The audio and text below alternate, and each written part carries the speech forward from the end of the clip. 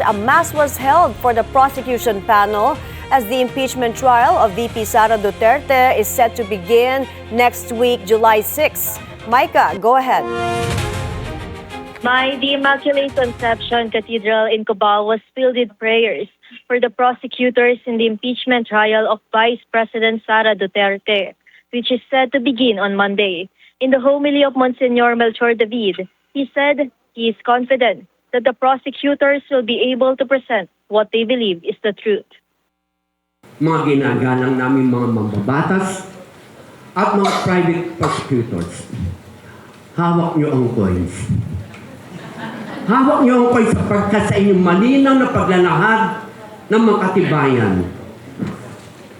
mahalukay maging ang malabong katubigan ng naranasan ng ating bansa.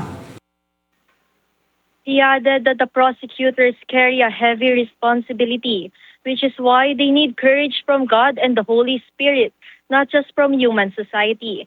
Meanwhile, on Rev. Jervil Luistro's speech, she admitted that their task is not easy, especially as they have become the subject of public discussion and differing opinions. At the same time, she also urged the public to pray for the outcome of the trial. Let us pray harder. Let us pray hardest. Not only for the House prosecutors, not only for the private prosecutors. Tama yung dasal ng ating mga minamahal na kaparehan.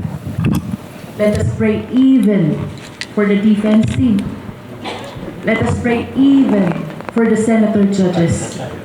Let us pray for the entire Philippine nation. Present in the Mass are prosecutors Attorney Lorna Capunan, Mark Pua, Representatives Jervil Luistro, Laila De Lima, Joel Chua, Lawrence Defensor, Isabel Zamora, and Arlene Bagao. The Mass concluded with a final blessing for those House and private prosecutors, praying that they may fulfill their duties faithfully in the pursuit of truth. Back to you, Mai. May kakasabay ng misa ay ang rally naman ng Iglesia ni Cristo. May sinabi ba ang mga Catholic priests dyan on their thoughts doon sa protest action ng Iglesia? Yes, Mai. Kasabay nga ng ginaganap na rally ngayon ng mga INC sa Liwasan para sa umano'y call for accountability ay ang misa naman ng mga Katoliko para sa prosecutors dito sa Cubao.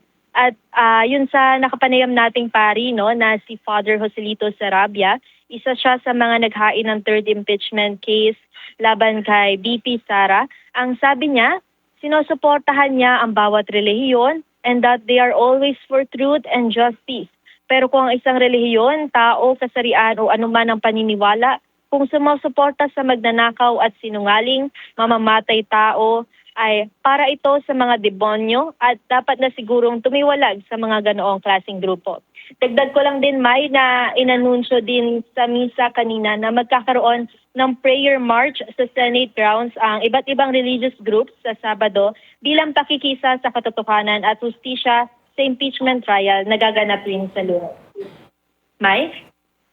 Thank you, Micah Razon, reporting.